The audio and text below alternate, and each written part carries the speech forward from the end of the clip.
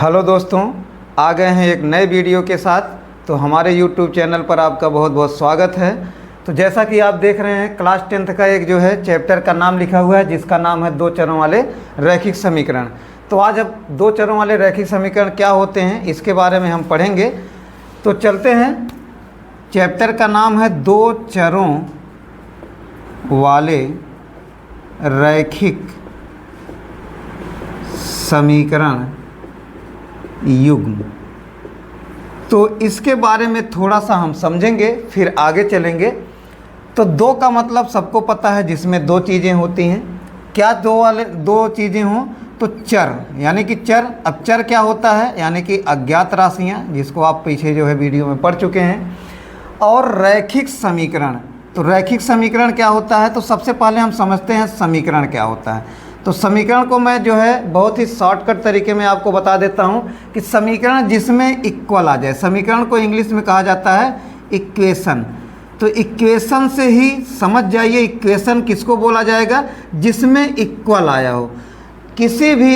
कोई भी ऐसा जो है लिखा हो मैथमेटिकल चीज़ जिसमें इक्वल आ जाए, तो इसका मतलब आप समझ जाइए कि वो कोई ना कोई एक समीकरण लिखा हुआ है। ठीक है, तो अभी मैं इसका एग्जांपल बताऊंगा। तो जिसमें इक्वल आ जाए वो आपका क्या होता है, समीकरण। और रैखिक समीकरण क्या होता है, यानी कि ऐसे समीकरण जिसकी डिग्री, जिसकी घात क्या हो, एक हो। तो एक घात वाले समीकरण को क्या कहा जाता है, रैखिक समीकरण। ठीक है। और युग्म का मतलब होता है जोड़ा। तो इस तरह से हम पढ़ने जा रहे हैं दो चरों वाला, यानी कि एक ऐसा समीकरण जिसमें दो चर आएंगे और जिसकी घात क्या होगी, एक होगी, यानी कि रैखिक समीकरण होगा। और युग्म का मतलब जोड़ा, यानी कि दो समीकरण एक साथ आएंगे, जोड़े के रूप में आएंगे, जिसको जो है जैसे एग्जाम्पल आपका जो है यहाँ पे बता देते हैं एग्जाम्पल पे। ठीक है। तो एग्जाम्पल में जैसे आपका 3x + 2y = 8। ये क्या है, एक दो चरों वाला। दो चरों का मतलब एक x आया, एक y आया, तो इसमें दो चर आया है और दोनों की घात क्या है, एक है। तो ऐसे समीकरण, और यहाँ पे इक्वल आया है और एक संख्या है। तो ऐसे समीकरण को क्या कहा जाता है, दो चरों वाला रैखिक समीकरण। बहुत सारे एग्जाम्पल आप लिख सकते हैं, x - y = 6। ठीक है, ये भी दो चरों वाला समीकरण है। तो अब ये समीकरण जोड़े, यानी कि दो समीकरण एक साथ आएंगे, तो इसको कहा जाता है दो चरों वाला रैखिक समीकरण युग्म। ठीक है। अब इस समीकरण का एक व्यापक रूप होता है। तो व्यापक रूप क्या होता है, तो आप समझिए कि व्यापक रूप कैसे, जैसे आपका बहुपद में व्यापक रूप बताया गया था, उसी तरह से इसमें व्यापक रूप में लिखा जाता है ax + by + c = 0। ये समीकरण का व्यापक रूप है। कहने का मतलब है a की जगह पे जैसे हमने 5 लिख दिया तो 5x, + b की जगह लिख दिया 3y तो 3y, + c की जगह मान लीजिए लिख दिया जो है 18, तो बराबर क्या हो गया, 0। तो एक समीकरण मिल गया। तो आप यहाँ देख रहे हैं समीकरण में हम गिनती को इधर भी लिख सकते हैं। तो जब इधर ले आएंगे तो इधर कुछ नहीं बचेगा, तो बराबर 0। लेकिन इक्वल आना चाहिए, इक्वल रहेगा तभी वो आपका रैखिक समीकरण है। तो दो चरों वाला रैखिक समीकरण का ये व्यापक रूप होता है, जहाँ a, b, c ये तीनों क्या हैं, वास्तविक संख्याएं हैं। वास्तविक संख्याएं हैं। ठीक है। तो आप समझ गए हैं कि ये आपका एक एग्जाम्पल है। अब जब दो समीकरण साथ में आएंगे तो उनका जो है, उनको किस रूप में लिखा जाता है, तो दो समीकरण, यानी कि जब दो समीकरण एक साथ लिखे जाएंगे तो उनका व्यापक रूप हो जाता है a1x + b1y + c1 = 0 और a2x + b2y + c2 = 0। इन समीकरण को समीकरण युग्म का व्यापक रूप या युग्म समीकरण जो एक साथ आते हैं, पेयर में आते हैं, तो इसको जो है इस तरह से लिखा जाता है। पहले समीकरण के लिए a की जगह a1, b की जगह b1 और c की जगह c1 हो जाता है, बाकी x y आपका रहेगा ही। और दूसरा समीकरण क्या है, a2, यानी कि जब दूसरा समीकरण लिखेंगे तो दूसरे के लिए a2, b2 और c2 आ जाता है। एक चीज़ और आपको यहाँ पे समझना है कि x ≠ 0 और y ≠ 0। इस कंडीशन में ये भी है कि x और y 0 नहीं होना चाहिए। जैसा कि आपको जो है बताया जा चुका है पहले से कि जब यक्स की जगह पे जीरो है, यानी कि जैसे यहाँ पे यक्स की जगह पे जीरो हो जाएगा, ठीक है, या यहाँ पे समझ लीजिए जैसे यहाँ पे लिखा हुआ है यक्स की जगह अगर जीरो लिख दें तो ये भी जीरो हो जाएगा। जैसे अगर यहाँ जीरो लिख दिए तो केवल y बचेगा, क्योंकि ये पूरा जीरो हो जाएगा, तो एक ही चर बचा, जबकि हम पढ़ रहे हैं कौन सा, दो चर वाला। इसलिए हमारे चर जो होते हैं वो जीरो नहीं हो सकते हैं। अगर जीरो हो जाएंगे तो वहाँ पे दो चरों वाला समीकरण नहीं होगा, तब वो एक चर वाला हो जाएगा। तो इस तरह से जो है आपका दो चरों वाले समीकरण क्या होते हैं, इसका थोड़ा सा जो है आपको बेसिकली जानकारी दिया गया। अब कुछ स्थितियाँ होती हैं, तो उन स्थितियों के बारे में हम चर्चा करेंगे। तो स्थितियाँ कौन कौन सी होती हैं, तो स्थितियों में पहली स्थिति, ठीक है, स्थिति फर्स्ट। तो पहली स्थिति, तो जैसा कि आपको बताया कि जब पेयर में आता है समीकरण, तो पेयर वाले समीकरण को कैसे लिखा जाता है व्यापक रूप में, a1x plus b1y plus c1 is equal to 0, या a2x plus b2y plus c2 is equal to 0। तो मान लीजिए ये दो समीकरण हमारे समीकरण युग्म है, दो चरों वाले। अब इसमें पहली स्थिति क्या होगी, तो पहली स्थिति आपकी है कि यदि a1 upon a2 is not equal to b1 upon b2, अगर ये कंडीशन आ जाए तो a1 अपॉन a2 का मतलब इसका गुणांक a1 और दूसरे समीकरण में x का गुणांक a2, अब बराबर नहीं है, y का एक गुणांक क्या है b1 और दूसरे समीकरण y का गुणांक क्या है b2। अगर ये बराबर ना हो तो इस कंडीशन को कहा जाता है, जैसे आपको दो समीकरण दिए गए, आप a1 अपान a2 और b1 अपान b2 निकालें, अब दोनों का मान अलग अलग आ रहा है, वो बराबर नहीं है, तो इस कंडीशन को कहा जाता है अद्वितीय हल। कौन सा हल है, तो समीकरण के कौन से हल होंगे, तो समीकरण का कौन सा हल होगा, अद्वितीय हल। अद्वितीय हल, ठीक है, हमसे पूछा जाता है, दो समीकरण दे दिया जाएगा आपको और पूछा जाएगा कौन सा हल है, तो अगर ये कंडीशन आ जाती है तो आप लिखेंगे कौन सा हल है, अद्वितीय हल है।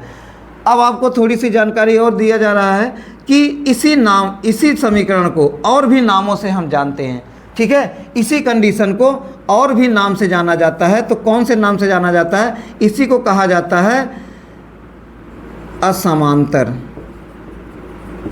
अब असमांतर क्यों कहते हैं अभी आपको बताएंगे, ठीक है। इसी को कहा जाता है प्रतिच्छेदी, इसी को कहा जाता है संगत।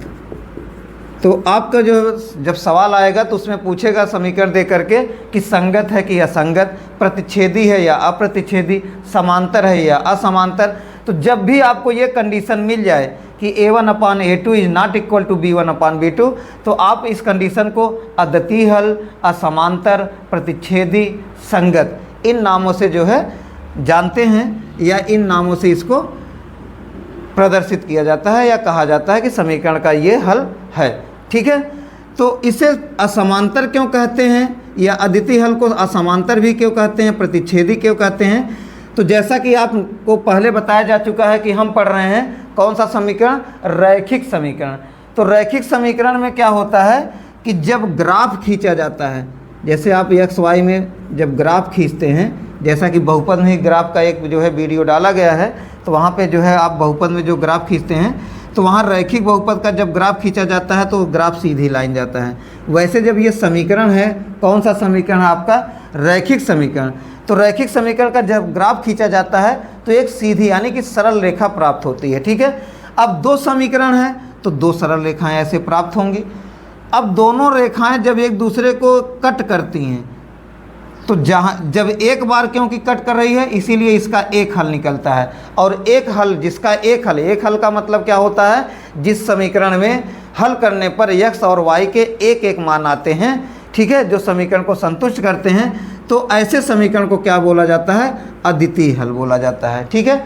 अब इसी को असमांतर क्यों कहा जाता है, असमांतर का मतलब जब वो लाइनें खींची जाएंगी, यानी ग्राफ पर जब उस समीकरण का जो है ग्राफ खींचा जाएगा, तो ग्राफ पर जो रेखाएं आएंगी वो सीधी आएंगी, और दोनों रेखाएं एक दूसरे को एक जगह पे क्या करती हैं, कट करेंगी। तो जब एक जगह पे कट करती हैं तो एक हल, और कट तभी करती हैं यानी कि प्रतिच्छेद तभी करेंगी जब वो क्या होंगी, असमांतर होंगी।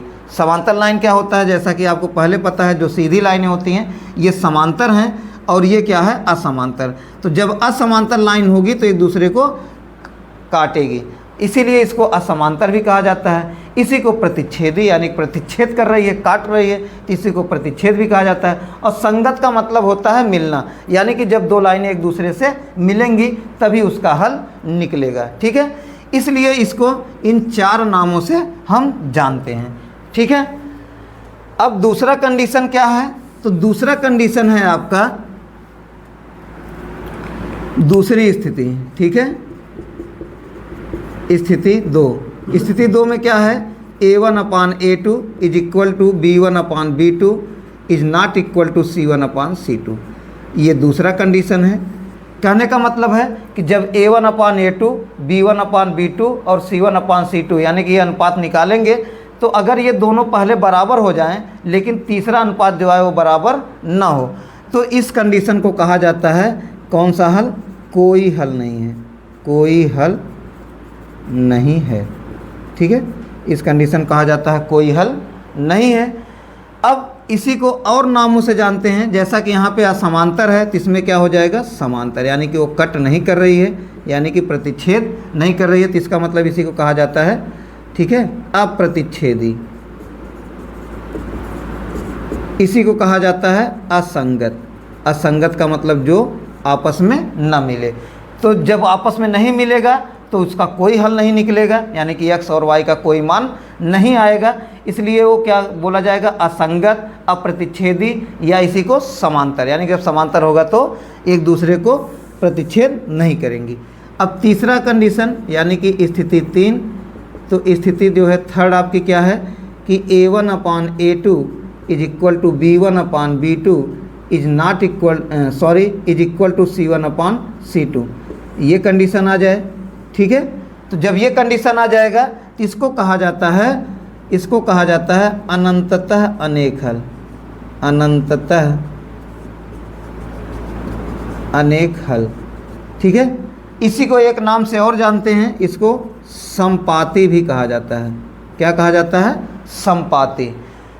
तो इस कंडीशन में बता दें कि इस कंडीशन में क्या होगा कि दोनों आपको समीकरण दिए जाएंगे, उनके जब हम ग्राफ खींचेंगे तो दोनों का ग्राफ एक ही पर लाइन पर जाएगा, यानी कि जो दोनों लाइनें आएंगी वो एक ही लाइन पे आ जाएंगी, एक लाइन दूसरे लाइन के ऊपर आएगी। ठीक है, यानी कि दोनों लाइनें एक ही रेखा में होंगी, तो इसलिए हर बिंदु पे एक दूसरे को क्या करेंगे, टच करेंगे, यानी कि कट करेंगे, प्रतिच्छेद करेंगे, इसलिए उसके बहुत सारे हल होंगे, यानी कि इसी कंडीशन को क्या कहा जाता है, समपाती।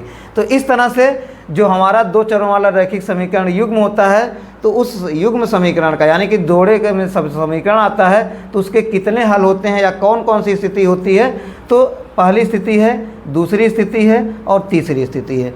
ठीक है, तो 2 चरों वाला समीकरण क्या होता है रैखिक, और उसमें कौन कौन से कंडीशन होते हैं ये आपको जो है बता दिया गया है। इसके आगे अब जो है आपको कैसे समीकरण को हल किया जाता है या कब समीकरण का मान निकाला जाएगा, कब नहीं निकाला जाएगा, इन सब के बारे में आगे जो है आपको अगले जो है नेक्स्ट वीडियो में बताया जाएगा। ठीक है, तो धन्यवाद।